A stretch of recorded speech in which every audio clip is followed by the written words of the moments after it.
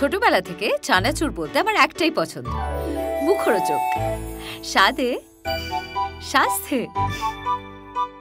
ভালো খান, সুস্থ থাকুন। মুখরোচক, ভালোবাসার ৭৫ বছর। যাদের বিয়ে জুড়ে নানান কর্মকাণ্ড হচ্ছে, মেহেক আর অঙ্কিত রয়েছে, নতুন জুটি হতে চলেছে বলা যায়। বিয়ে হবে কি হবে না সেই প্রশ্নে কি তোমরাও ঘুরছো? প্রশ্নে আমি ঘুরছি না, কারণ কি আমি মানে প্রতিনিয়ত নতুন নতুন সিন করছি। তা কী হবে না হবে সেটা একমাত্র দাদাই জানেন। আর আজকে আমাদের ১ বছর কমপ্লিট হলো। এই কিছুদিন আগেই শুরু করেছিলাম, মনে হচ্ছে না মানে এত ভালো একটা ফ্যামিলি বলবো আমি।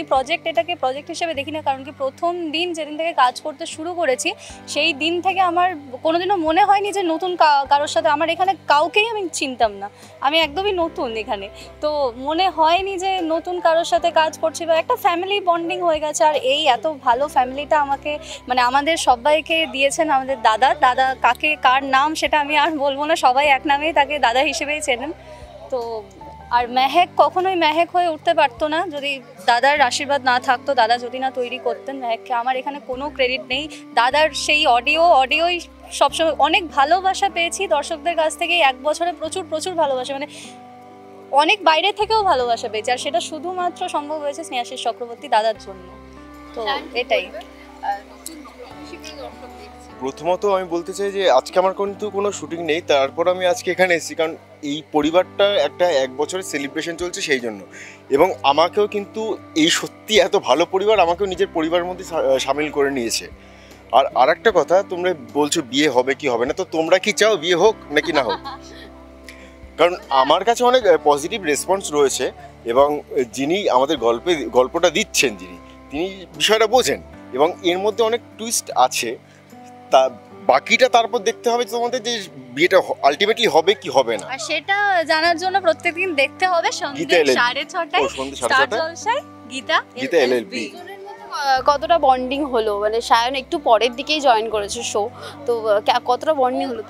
একটা কথাই আমি প্রথমেই বললাম, এই ফ্যামিলিতে যে ঢুকে যায় তার মনে হয় না যে সে নতুন কেউ, মানে আমরা তাকে আপন করে নিই বা সেও আমাদের মতোই। তো কোনোদিনই মনে হয়নি যে নতুন কেউ ঢুকলো হেজিটেট ফিল হচ্ছে। খুব আমরা ফানি, সবাই খুব মজা করে কাজ করি। আমি তো সব জায়গায় খুব একটা বেশি মিশতে পারি না, এটা দাদাও জানে। সেই জন্য আমাকে দাদা আমি যখন ব্লুজে আগের কাজ করেছিলাম তখন আমাকে দাদা নিজে অনেক হেল্প করেছিল। আমি কারোর সাথে সেভাবে কথা বলতে পারি না বা কোথাও মিশতে পারি না, কিন্তু এখানে সত্যি কাজ করে আমি যথেষ্ট কমফোর্টেবল, কারণ এখানে কাজ করতে পারছি সবার সাথে। আর একটা কথা বলতে গেলে বন্ডিং যদি বলতে হয়, তাহলে কাজের ক্ষেত্রে আমার সবার সাথেই খুব ভালো বন্ডিং। কাজ করার জন্য আমার সবার সাথে খুব ভালো বন্ডিং, আমার সেই বিষয়ে কোনো প্রবলেম নেই। কিন্তু এখানে সত্যি কাজ করতে ভালো লাগে, কারণ একটা গাইড থাকে, আর সবাই সবার সাথে খুব ভালোভাবে খুব ভালো বিহেভ করে, খুব ভালো ফ্রেন্ডলি যাকে বলতে পারো। সেই জন্য এখানে কাজ করতে আমার সত্যি ভালো লাগে, আগেও করেছি, আমি এখনো বলছি। জমি খাওয়া দাওয়া হলো, তো কোন ডিশটা বেশি ভালো লাগলো খেতে? কোনটা ভালো লাগেনি সেটা বলবো? মানে সমস্ত কিছু বাঙালি খাবার, আমরা বাঙালি, আমাদের মাছ ভাত মাটন সব কিছুই ছিল যেগুলো পছন্দের, খুব তৃপ্তি করে খাওয়া হয়েছে, খুব ভালো লেগেছে। আমি তো মানে সত্যি বলতে আজকে আমি ২ থেকে ২.৫ মাস পর আবার ভাত খেলাম আজকে, তো মানে এমন ভালো লেগেছে আমার। সত্যি আমি খুব পেটুক তো, কিন্তু মাঝখানে কন্ট্রোল করছিলাম, কিন্তু আজকে আর পারলাম না। বাকি আমার কেক বাকি আছে, এখন কেক খাবো। তো এই যে বিয়ে নিয়ে কি সিন আসছে আপাতত সেটা একটু বলো, দর্শক মুখিয়ে রয়েছে। মানে গীতা এমনি দর্শকদের খুব পছন্দের একটা শো, প্লাস বিয়ে হলে তো একটা অ্যাডভান্টেজ থাকে। ও যেটা বললো যে তোমরা কি চাও সেটাই একটু তোমরা জানাও, তাহলে বুঝতে পারবো। আর যেখানে যাচ্ছি সব জায়গা থেকে পজিটিভ ভাইবসই আসছে যে বিয়ে হোক এরকমই একটা সব দিকে শুনছি, কিন্তু কি হবে সেটা সত্যি কথা বলতে আমরাও জানি না। আমরা প্রত্যেকদিন নতুন সিন পাই, দাদার অডিও পাই, সেটা শুনেই আমরা সিন করি। কি হবে সেটা আমরা জানার চেষ্টাও করি না, কারণ জানি মানে আমাদের যিনি আছেন ক্রিয়েটার, উনি যা করবেন যেটা দেবেন সেটা কিছু মানে একটু টুইস্টই হবে, মানে দর্শকের বেশ ভালোই লাগবে সেটা।